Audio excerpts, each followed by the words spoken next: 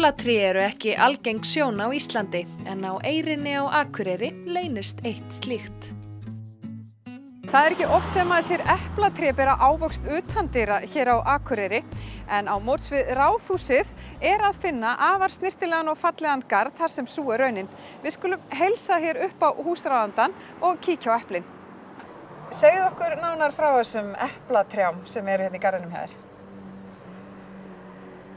Maðurinn minn er danskur. Hann hefur alltaf langað til að segja eplatré. Og fyrir 4 árum þá keypti hann þetta, plantaði því hér og svo þessu fyrir 2 árum og hann á náttúrulega heiðurinn af þessu. Og nú eru trén farin að bera ávöxt. Það fyrsta sumarið eða ekki?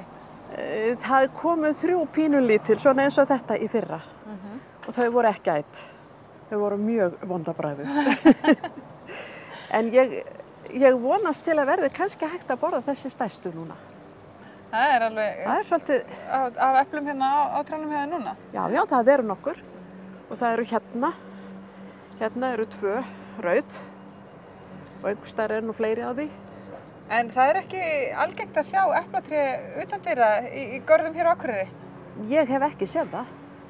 Ekki sem ber ávöxt allavega? Nei, ég hef ekki séð það en það getur verið að mér finnst ég hafi heyrt það einhvers staðar upp í einhvers staðar á Syðri-Brekkunni. Ég veit að margir hafa áhuga á ávaxtarækt. Hvert er trixið? Það veit ég ekki. Setja niður plöntu og horfa á hana vaxa. Gefa henni áburð og vökva hana og svona eins og aðrar plöntur. Ég veit ekki hvort það er nokkuð annað. Þú ert með að hafa græna fingur. Þú getur nú ekki neitað því. Garðurinn hjá þér er mjög gróskumikill og þú hefur verið að rækta aðrar matjurtir hérna í garðinum í sumar. Já, ég ólst upp við gróður í garði. Það var garður heima, bæði matjurtir og skrautjurtir. Og það var nú kannski ekki á gróðursælasta blettinum á landinu austur í Þistilfirði.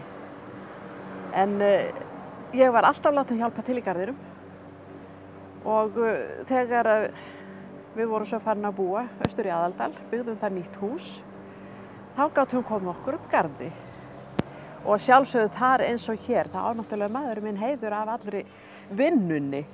Ég er bara svona að skipta mér af og kaupa einhverja plöntur og koma með og setja niður og svoleiðis. Hvaða nytjaplöntur eru þið með hérna í garðinum? Jarðarberin, kartöflur, gulrætur, eina tómataplöntu sem þær eru nú reyndar 3 eða 4 í pottinum, sem alltaf kom með eitthvað að grænum tómatum. Og svo erum við með ertur, grænar ertur. Þetta sem maður kaupir í dósum og heitir grænar baunir. En það er ansi mikið betri svona nýjar. Og mér skilst að uppskeran í jarðarberunum hafi verið afar góð í sumar. Hún var metgóð. Það voru rétt 10 kíló sem ég týndi og svo var eitthvað borðað beint upp á beðinu. En fyrir utan nytjaplönturinn þá ertu náttúrulega líka með mörg falleg blóm hérna. Hvort ertu meira hrifin af blómunum eða nytjaplöntunum? Ég er náttúrulega hrifnar af blómunum og ég hef alltaf verið með fullt af pottaplöntum og mér finnst það voðalega gaman. Hvert er þitt uppáhaldsblóm hér í garðinum? Ég held að sé alpaþyrnirinn. Hann er glæsilegur. Hann er það. Hann er bara að fara að láta á sjá núna. Til rigningu en ég held það. En því hjónin eru búin að vera að byggja upp þennan garð frá 2000? Já. Pínulítið frímerki til að byrja með og svo nokkrum árum seinna þá fengum við þetta pláss hér þegar var nú fjarlægt húsið sem stóð hérna sem var eiginlega bæði lítið og ljótt. Og þá náttúrulega urðum við alveg gripin og höfum verið að bæta við smátt og smátt alltaf síðan. En ég veit að það fer meira í matarkistuna hjá þér í haust heldur en bara jarðarber og epli og baunir úr garðinum. Þú ert mjög duglega að tína ber líka. Já. Mikið berjakona? Já. Alltaf tínt ber, alveg frá því að mann eftir mér. Og hvar ertu helst að tína? Það er nú eiginlega best að tína bláberin bara hérna í bæjarlandinu. Ég hef nú ekki farið út fyrir bæjarmörkin til þess. Við bara farið út á Krossensborgir. Og það alveg haugar af bláberjum þar. Það þarf ekki að fara lengra. Nei. En mér skilst að þú sért með ákveðna aðferð til þess að geyma berin yfir veturinn. Einhverja aðferð sem alls ekki allir eru að nota. Já. Ég held að við ættum bara að setjast inn í gróðurhús og ég segi ykkur hvað ég geri og gefa ykkur að smakka því. Það líst mér vel á. Já, þá erum við komin hérna í gróðurskálinn hjá þér og hvað erum við með hérna? Þarna ertu með aðalbláber, tínd út í Böggvístaðafjalli, sem að voru hreinsuð og sett í krukku. Síðan sauði ég sykurlög sem ég hellti yfir berin og svo sem eins og hingað upp, sykurlög, krukkan alveg full af berjum, sykurlögur eins og hingað upp. Svo loka ég krukkunni, sett hann í pott, í vatnsbað og síðan. Og þannig haldast berin... Svona geymast þau árum saman. Árum saman? Já. Og heil verða ekki að mauki? Nei. Ég á eina krukku, ég fann eina út í skúr í gær sem frá því 2008. Og ég þarf að veðja að þau alveg jafn góðu þessi. Þessi eru svo sannarlega góð. Er það ekki? Jú, með ís, þetta betra gerist þetta ekki. En hún gerir líka eitthvað meira úr berjunum. Já, já. Og krækiberjasaft. Já, krækiberjasaft, bæði rásaft og svo gerir ég gjarnan blandaða berjasaft sem að ég síð.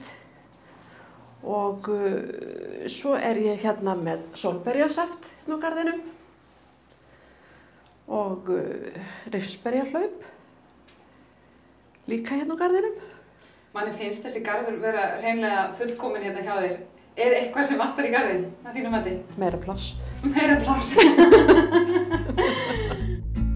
Af Eyrinni förum við upp á Brekku á Akureyri en þar stendur í einum garði ákaflega fallegur heggur. Segðu mér, hvað þetta orðið gamalt tré?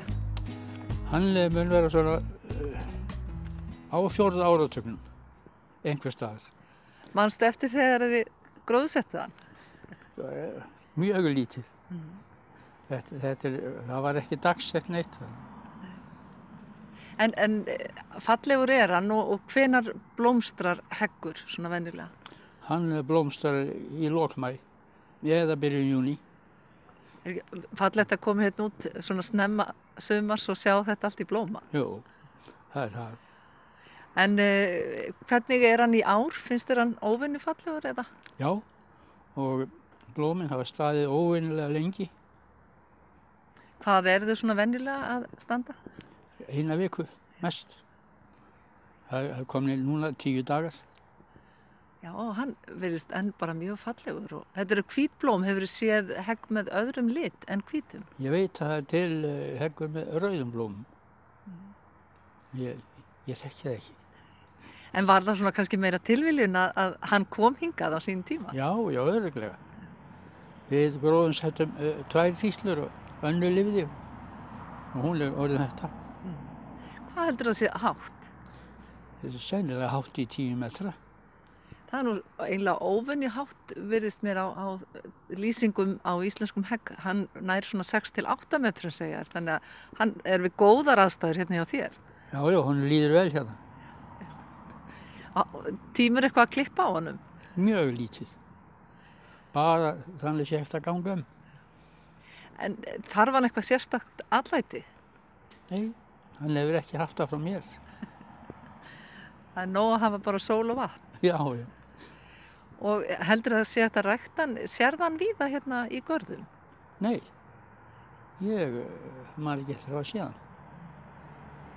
Ég man eftir einu minn í listigarði, þannig að þetta alveg fólki óhætt kannski að fara að setja niður hegg. Það heldur hljótt að vera. Svona núna með hlýnandi loftslagi allavega. Áttu einhverjar sérstakar minningar hann eða eitthvað sem hefur gerst í kringu þennan hegg? Nei. Ég bara horfa á hann á hverju orði með aldáin. Og það örugglega það sem við eigum alla að gera, njóta bara hverjar stundar. Já. Takk fyrir að taka á móti okkur og við ætlum að fá að mynda hann svolítið betur og sýna fólki. Takk að sömuleiðis.